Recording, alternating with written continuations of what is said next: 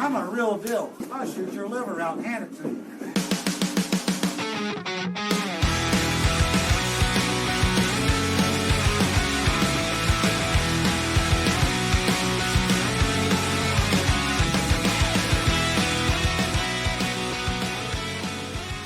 Welcome to another episode of the Queued Up Podcast, and I found out that I have a long-lost neighbor in Mike Panozzo. Mike, how's it going? Very good, thanks. How are you? I'm doing well. Found out that we grew up in towns about 30 minutes from each other, and that doesn't seem like that big of a deal, but we lived in the middle of nowhere. Yeah, southwestern Wisconsin's a pretty barren spot, and I didn't grow up there, but I went to high school there. Oh, but I do love that part of the state. Yeah, it's very, very naturally beautiful. It's kind of known as the driftless area in Wisconsin, and it's known as that because when all the ice ages hit, the glaciers came down and they kind of eroded out all the rock formations. But that was one spot that wasn't hit for the 5 or 6 ice ages where the glaciers came down. So it's still really hilly and it's still really rocky and it's really pretty. Beautiful. Yep, especially in the fall. Yeah.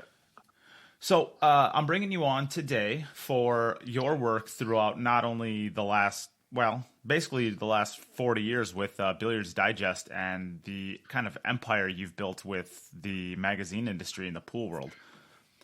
It may be the smallest empire in the history of empires, but it's no, we're proud of what we've done. You know, with the magazine. The magazine was an offshoot of a bowling magazine that the previous owner of our company, his family had started in 1913, actually. And through the 30s all the way into the 60s and into the 70s, they always devoted some pages of the bowling magazine to billiards because the two industries were so closely linked from the manufacturing level and from the distribution level. And all bowling centers had pool tables and, bowling supply stores sold pool cues and things like that. So there was a lot of symmetry between the industries. And then in 78, my former boss was pushed actually by the billiard industry to branch out and create a separate magazine for billiards. We started in September of 78, and to be around, 40 plus years is to me is pretty impressive in this business. It absolutely is. And if you actually go to your website, you not only have the magazines, of course, but you actually have a pretty decent archive of the history that has happened since then. Some of the links are live, some of them aren't live, but there is definitely, for anybody who wants to learn a lot about the game, you could go back to your website and learn a lot of really neat highlights from a long time ago all the way up until now. Yeah, we collect things over time and keep adding them to the website, and the website certainly needs some updating, but there is a lot of great information on there, and it's interesting to go back and read a lot of those old articles, whether they're instructional articles or historical articles or tournament coverage even, and see where the game was, who the big names were back then, and see how it's changed and evolved over time. I go back and read a lot of those stories, and a lot of time I shake my head and think, geez, the more things change, the more they stay the same. It sounds like I could write the same story today, and it would be just as relevant. But that's the nature of billiards. It's been around forever, and it will be around forever.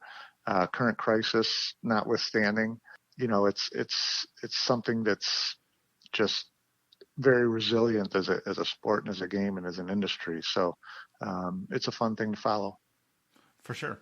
And you kind of have this unique, we'll say, characteristic in the sense that since you've been with the magazine for its inception, you've basically been plugged into pool at a pretty deep level for 40 plus years at this point.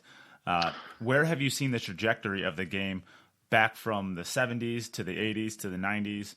Not obviously day by day, but kind of broad sweeping ups and downs of the game along the way.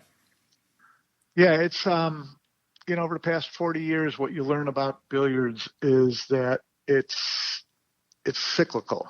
It's as an industry and as a sport, anything that's got a history as long and mature as billiards is, It's not going to change dramatically over time. It's going to have its ebbs and its flows, and a lot of those are dependent upon things like the economy and you know, before I got there, war and things like that. But it always rebounds and it always comes back. From an industry standpoint, when I first started around 1980, the industry was in a, economic slump, because interest rates were, 13, 14%, and there was no home building, and billiards relies so much, especially back then, relied so much on the home market. It was in a real slump. And then it comes out of that slump and it gets into the mid 80s, and colored money comes out, and pool rooms start opening again in the inner cities, and there's this whole boom of that. And then it cruises through the 90s, and then it flattens out in the 2000s, and it comes back in the late 2000s. So it's, from an industry and from a professional standpoint, it has its ebbs and flows, and it's going to. It's just a cyclical business, and so you always have to find ways to stick with it and try to reinvent yourself and stay relevant. Whether you're battling interest rates or whether you're battling new technology where everybody wants to play all their games on their phone. There's always competition for billiards, and staying relevant takes creativity and takes resourcefulness, and it's always been that kind of business. So in the research that I did before the podcast, I read one of your articles that you wrote, and it just kind of stuck with me as like something that would be a really, really fun question to ask you. And that is, you were talking about basically the last 10 years, and you said that 2 of the top 5 of your probably all-time list would be 626 with John Schmidt and the London Moscone Cup. This is, of course, putting you on the spot big time here, but if you had to create a top 5 of your career, or, maybe just a few, or maybe even more than 5, what were some of the highlights of pool for you personally since you started covering the game? Are we talking just tournaments and professional wise, or industry business wise, or both, or maybe both, maybe independently or together? Yeah. Well, tournaments wise, the first tournament I ever went to was the World Straight Pool Tournament in New York, and this would have been 1981, the first professional tournament that I went to. That was amazing for me because it was such an eye opener. It was reading about all these hero players, the Irving Cranes and the Joe Balsas and the, Luther Lassiters and the Mike Siegels and the Jim Rempes and whatever, and then walking into a ballroom and seeing them all in tuxedos playing straight pool was pretty amazing. And getting to meet them and discovering very quickly that this was going to be an industry that I really was going to glom onto because of its accessibility. It's not like being a reporter and going to a PGA Tour stop and trying to talk to Tiger Woods. You hung out with these guys in the bar and afterwards and talked, and they treated you like a normal person, and that was a revelation to me, both from a sports standpoint and from a job standpoint. That was one of my favorite. The first Moscone Cup that I went to in London was a great memory, because the events back then, and this is one of the things that people need to understand about Barry Hearn, and what's so impressive about him and the way he runs Matchroom is that, he started the Moscone Cup for the first, had to be at least 10 years. They never charged to have anyone come and watch the Moscone Cup. They were just trying to build a brand, trying to build an event. And the first Moscone Cups in London were at this dingy little place in East London called York Hall, which was kind of a popular lower, tiered boxing venue.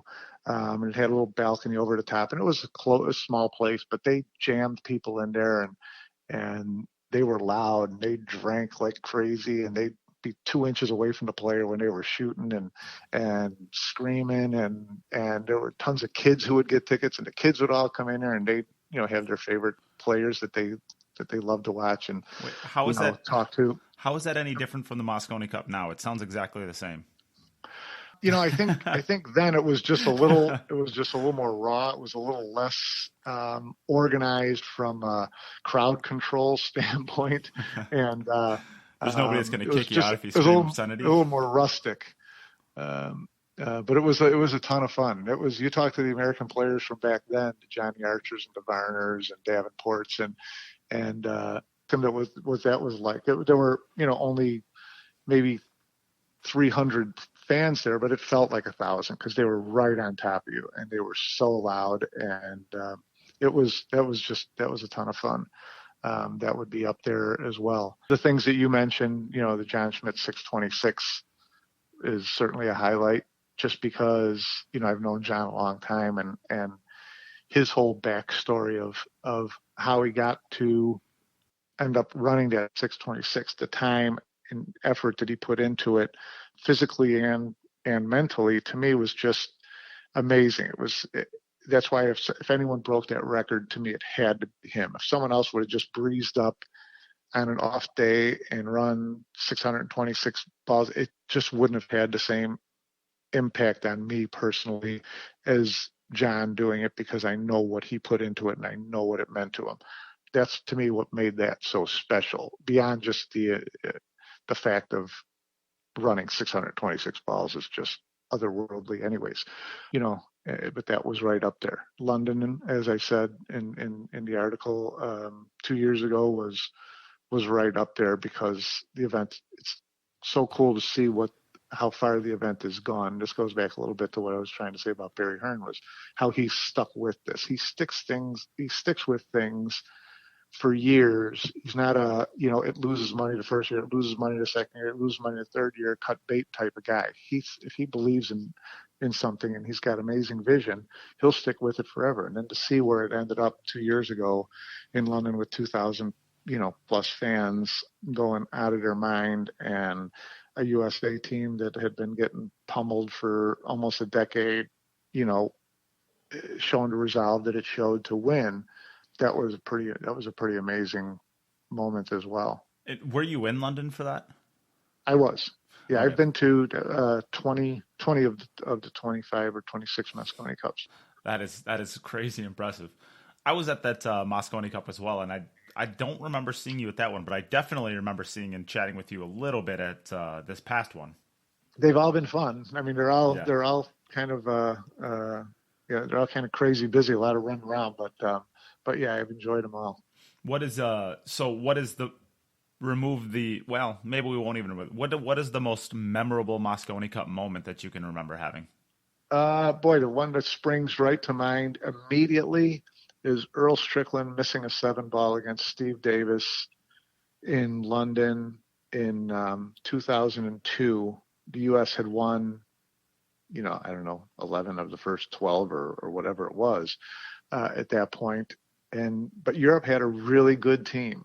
And Steve Davis, in those days, one of the ways Barry Hearn tried to build the brand and build the Mosconi Cup, especially over there, since it was on live TV there, and he was really trying to build it up with the UK and European viewing audience through Sky Sports, was he had his snooker players, because he managed Steve Davis and was very dialed into the professional snooker scene.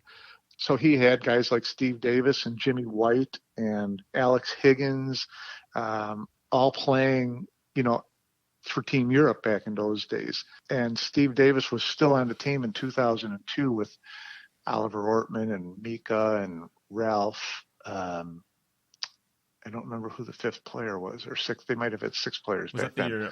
That the year Daryl Peach was there? Am I wrong in thinking that? 2002, I don't think Daryl Peach was in that one, but I should know that, but I don't right off the top of my head. But I just remember the Johnny Archer was at the top of his game then, and Earl was still, close at the top of his game.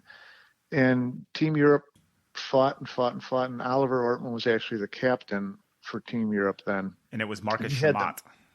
Marcus Shamat, okay. So Nick they were there, and I can't remember whether it was to 11 or 12, but anyways, I think it was 10-9 or 10-8 in favor of Europe, and Davis was playing Earl, and it was Hill, and Earl got a little out of shape, a little out of position on the 7, and had to cut it a little bit more than he probably wanted to into the upper right-hand pocket, and he missed it. He jarred it, and Steve Davis ended up running out to give Europe the win. And I remember that match, watching it and thinking, well, if Earl wins this, now it's 10-9, and Johnny Archer's up next, and he's going to win because he was not losing in those days. And to me, then it would have been 10-10. It would have come down to this, captain's pick match, which to me would have favored the Americans again. But yeah, Earl missing against Steve Davis into place, just going through the roof. And the European players were all kind of bunched up in a corner at one side of the arena, hoping that if Steve Davis could run out, they'd be able to run on the floor and celebrate. And you could see the kind of panic in their eyes as they saw the Americans kind of starting to close in on them. And then when Earl missed that shot and Steve ran the last couple of balls, the place pretty much went through the roof. That was one of the coolest single coolest moments that I remember at Mosconi Cup. That was a huge win for Europe. And it was kind of like the USA's win 2 years ago in 18. They really needed for Europe to win at that point because it was so one-sided in favor of the Americans that Barry Hearn was worried about, lack of interest due to lack of competition. The same way he was viewing it a couple of years ago when the U.S. couldn't win to save its life. So it was really an important moment for Team Europe. It was an important moment for the Mosconi Cup, and it was crazy fun. Yeah, and not trying to fact check you in anywhere in there. That's about that one was back to 12. That was when it was a race to 12. Was it a race to 12? Okay, then it was 11. Then it must have been 11-9 at the time. That's exactly what it was. So that was your memory is actually pretty crazy remarkable because that's the only thing in there that's. No, that wasn't the moment when Earl broke his cue, though, because he did that against Darren Appleton, if I'm not mistaken. Or was that that might have been Darryl Peach. There were several times he's broken cues, but no, that was not the time he broke the cue. But what I do remember about that, too, it was so typical Earl, was that after Davis ran out and the Europeans all stormed the arena and were jumping all over each other and hugging each other, Earl was back at the table setting up that shot like all pool players do after they miss a critical shot and the match is over. They all want to go back to the table and put the shot back and show everybody they could make it if they wanted to. and it was just kind of funny to see Earl at the table trying to make this shot after the match was over and the Europeans were all around him, hugging each other and jumping up and down. It was such a typical Earl moment. Right. So that's a pretty good rundown, I guess, of kind of your history with the game and the things that you remember, which is kind of neat. It's you're lucky to be able to have gone to that many. Well, I say lucky, but you just did it, so it's not really lucky. But it's a treat to be able to go to that many Mosconi Cups.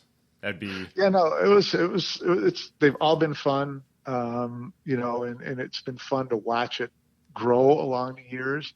It's been fun to watch the different players come in and go. It's been fun to watch the different excuses teams make when they lose. It's a great event. It's just, unique to any event in pool, obviously, because it's the only team event. And it brings something out of the players and the fans that you just don't get out of a singles tournament, no matter, whether it's the World Championship or the U.S. Open or anything. You just can't recreate that feeling of playing for team and country that's different than playing for yourself. For sure. No, I agree completely.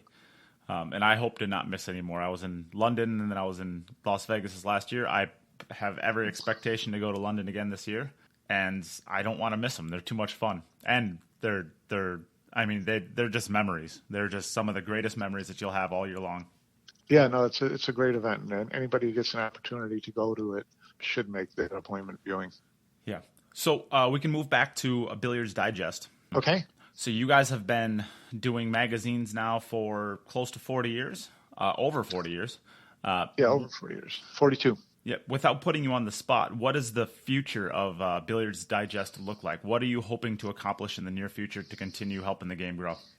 Boy, it's a really tough question because I wish I could see into the future.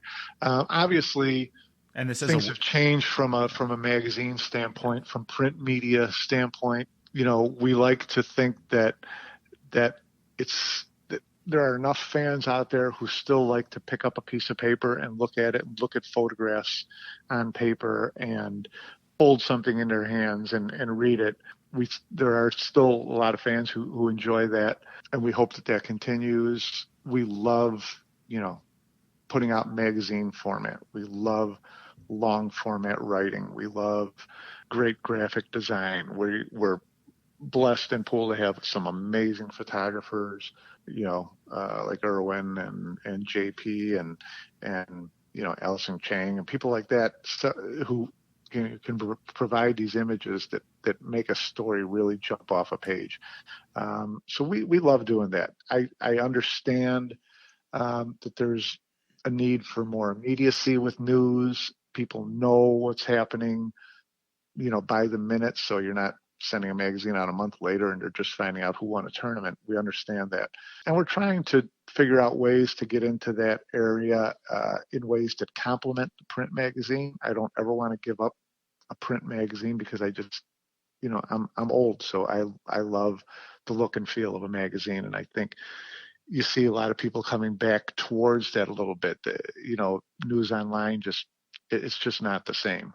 So, we just hope to continue to cover the industry, from a unique viewpoint. When I write about Moscone Cup, I realize that people are reading this, weeks after it's already ended and they know who won and all that.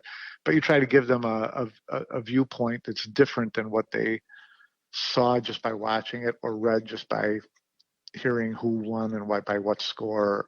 You try to add a little bit more to it. So we think that there's, room for that people still enjoy that type of perspective. We like the industry itself. We want to do whatever we can to continue to help the industry, be strong and keep people informed of what's happening, what changes are going on in the business end of things. So, the future to me is just keep doing what we're doing and try to, reinvent yourself a little bit along the way to keep yourself relevant. I think that there is a value to a magazine like Billiards Digest in our industry, and I think it's important for the sport. And so as long as people keep buying it and advertisers keep finding value in advertising with it, I'm willing to keep writing. For sure. And there are always going to be other opportunities to potentially branch out in the future. It seems like with this digital age that we live in, there's constantly being new opportunities to expand your brand in new and exciting different ways that are actually pretty overwhelming. So yeah, I'm excited for the future of what you're able to do and all of the other good stuff that we'll be seeing from Billiards Digest in the future. Well, I hope it continues on for a long time. And again, it's just a matter of trying to, be unique and bring value to the sport and to the industry and be advocates for the players and give perspectives that other people aren't giving. I think it's important that any industry, any sport has real journalists covering it and following it. And so I think that's one thing that we've always prided ourselves in. So again, yeah, we'll just keep swinging away. For sure. Why don't you give a couple plugs to some of the sponsors and people that have helped you out along the way to build the brand of Billiards Digest? Oh, as far as Billiards Digest goes, I've told people before, I don't feel like anything other than just an orchestra leader. Been so fortunate over the years that there are phenomenal writers and reporters and photographers who just happen to love pool, because Billiards Digest and a lot of entities in this business don't have huge budgets. I can't pay JP a fraction of what his photography is worth. If he was a tennis photographer, if he was a golf photographer, he would be making huge money from those type of publications or websites. But he loves pool, and we're the ones who benefit from it. And it was the same with writers we've had over the years, from George Fells to Robert Byrne to Mike Geffner to current guys like Keith Paradise. These are just really, really talented writers who were fortunate enough that they love pool. And so they're able to work for us, at a fraction of what their real value is, and I certainly understand that. And so they're the ones that make me look good, make the magazine look good, and they're the ones that pool fans should be thankful for. So, if you're okay now, let's branch away from the Billiards Digest and just kind of talk about the pool community and the pool direction as a whole. Because I think you're kind of uniquely plugged into where there are a few people that in the world that have been as plugged in as you have been over the last 40 years into everything that's gone on in the world of pool. So it's one of those things just by the nature of the magazine, because we deal with the manufacturers, we deal with from an advertising standpoint, we deal with room owners, we deal with distributors and retail stores, we deal with pro players, we deal with amateur players. So from that viewpoint, yeah, we've got a pretty broad overview of the whole industry, which has always been kind of fun. So you are kind of uniquely able to talk about big swings in the pool community, and I would like to take a little bit of time to talk about more importantly the last 5 years, minus off these last 3 months, because it's really hard to project what's going to happen from here, obviously, because we don't know even how long we're going to be quarantined, seemingly, especially you down in Illinois, since they just basically gave the stay-at-home order. Yeah, you can't even get out of your house these days. But yeah, it's tough. Yeah. So I think that this could be a fun conversation to have with you about the direction of the way the pool is going right now. And we had talked a little bit about some things that are void in the pool community that would really benefit a lot of, I guess, some of the future goals of growing the game. And I guess my first question would be, where do you see voids in the actual pool community itself that would really help to make the pool community more well-rounded and able to fulfill a lot of the fans' needs as far as getting content? From a content standpoint, it's strictly a matter of investment financially and time-wise in a lot of cases. I mean, pool's got so many passionate people in it who want to do look at opportunities and want to take advantage of them, want to bring content to people, whether it's streaming matches or streaming practices or streaming tournaments and or presenting news online. But a lot of them are just it's done on a shoestring, and it's hard to get the quality out there that would make enough pool fans dial in to really make a difference. And it's a really kind of touchy subject to get into, because I don't want to discount what anybody's done, and us included. I mean, we all have ideas that could be far more far-reaching and can reach more players or more fans and create a better product. But a lot of it's just a financial thing. So how do you get someone to become the source in pool for news online and streaming all the tournaments and following a pro tour? And we spoke a little bit about companies that are in other sports that basically present everything about that sport online, interviews and instructional segments and things like that. I think that pool needs to have more investment from that standpoint. That's, to me, where one of the voids is.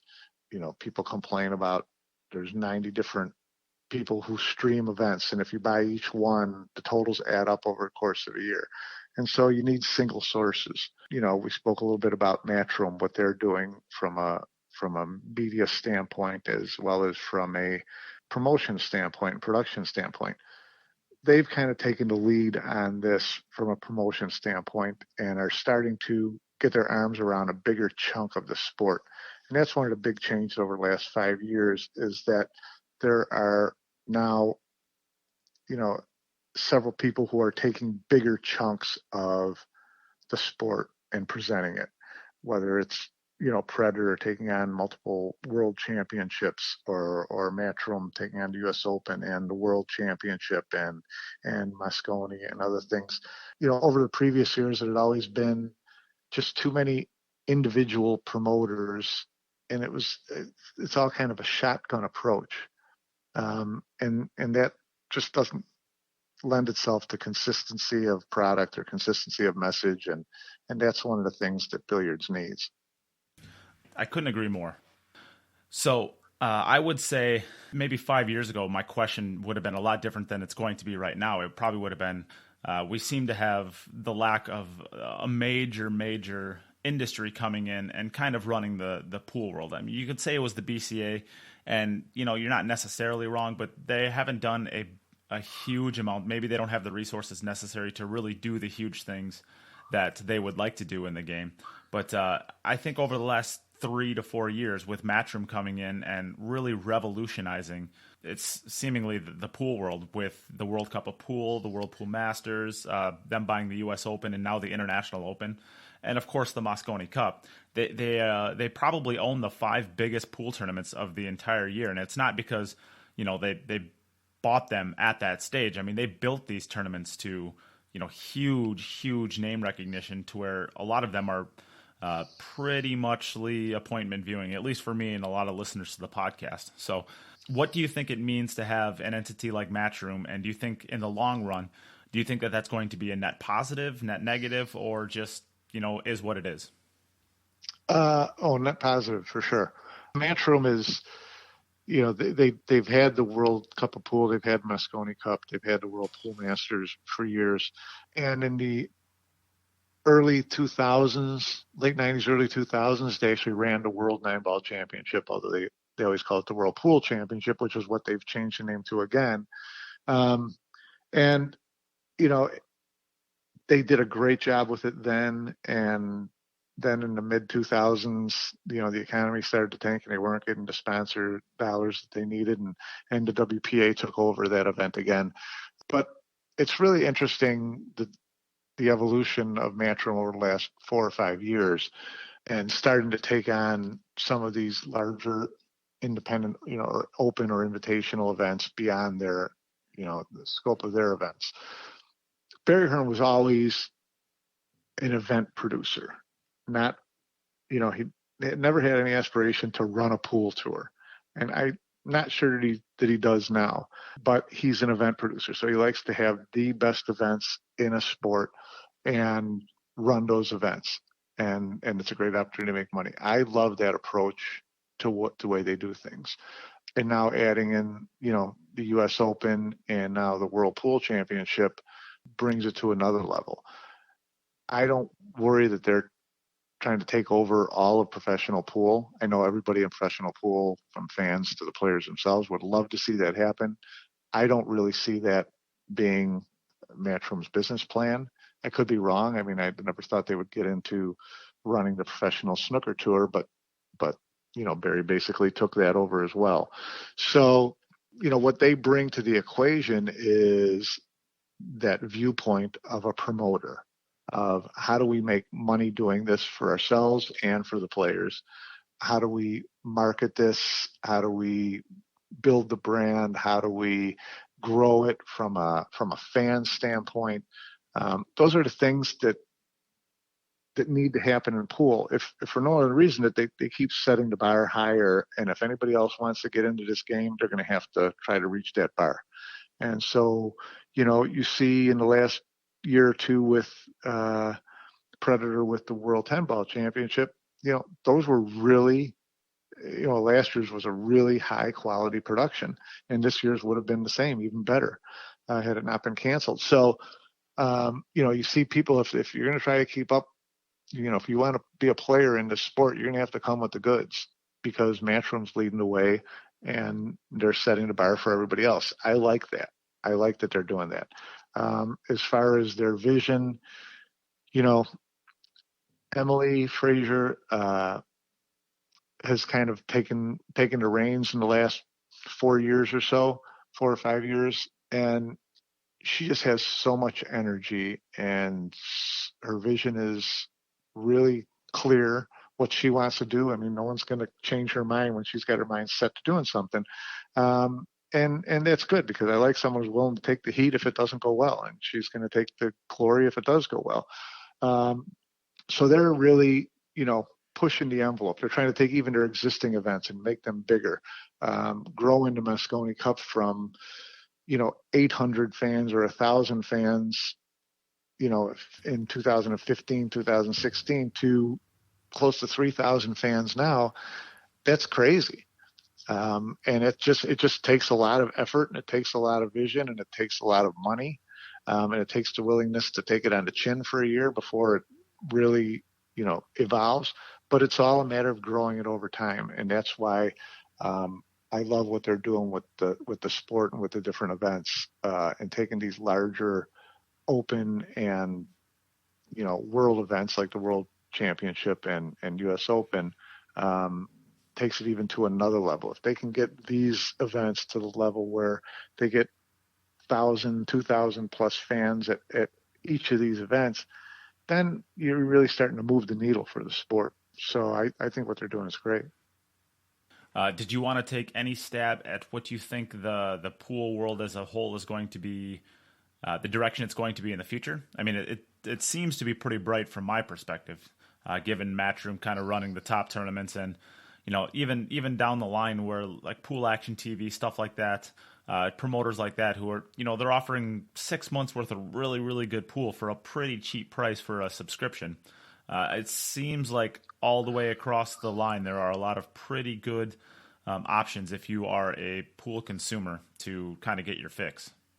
Yeah, I agree that, and again, it goes back to me, like the Matchroom setting the bar higher. If we get more people like that into the game, setting the bar higher, then the people who come in and want to be players know what they've got to measure up to. And so, if there's value, if people see that there's value in numbers and that there's value in the people who are watching the sport, then they're willing to invest more money into jumping into the game. I think over time, what you will see is a consolidation of the number of venues and people that are doing this.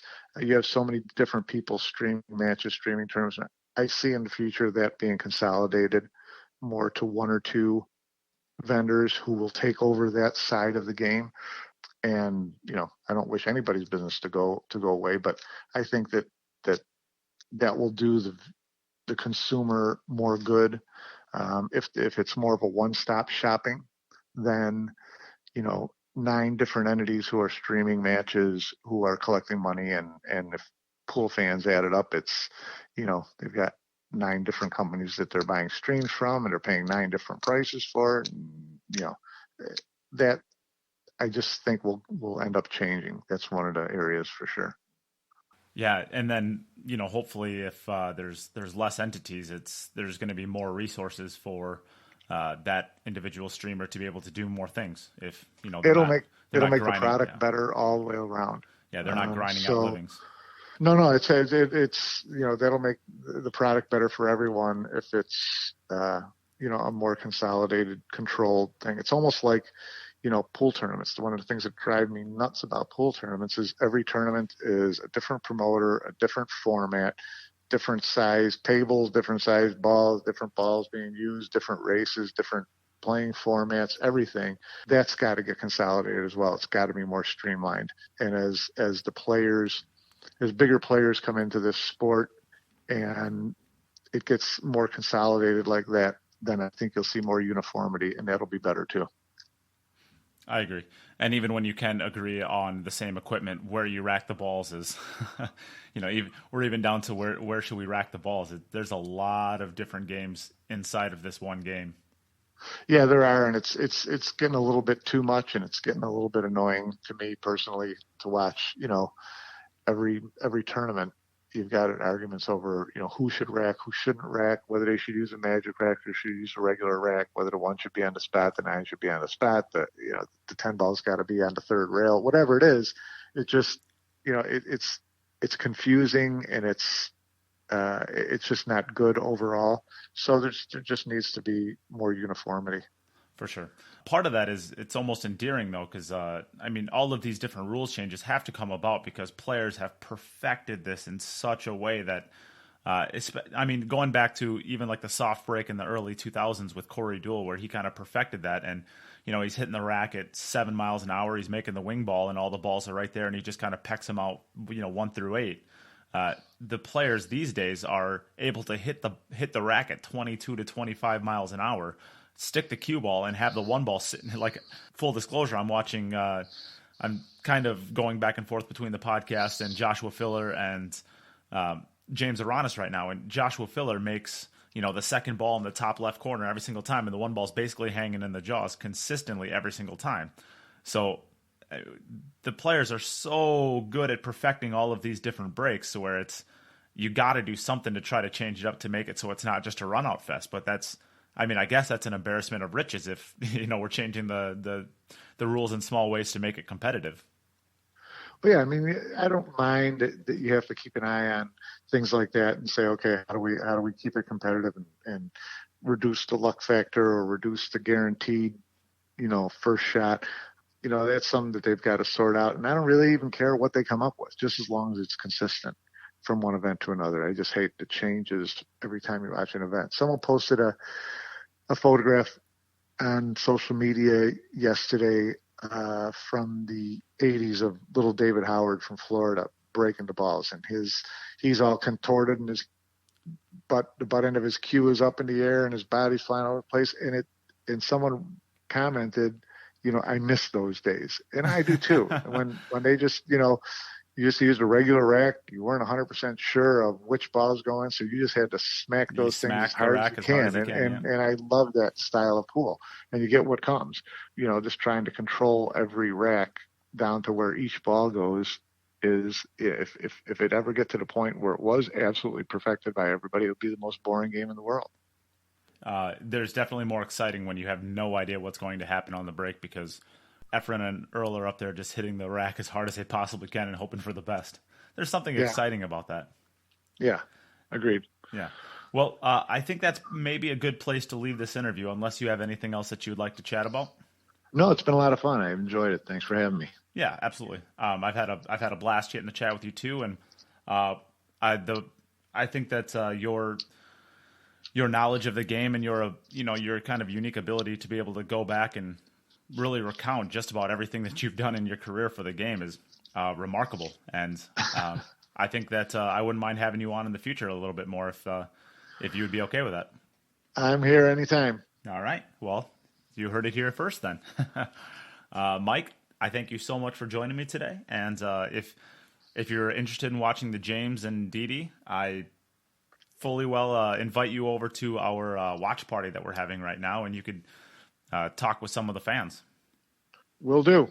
All right. Thank you again, and till next time. Thanks, Nate.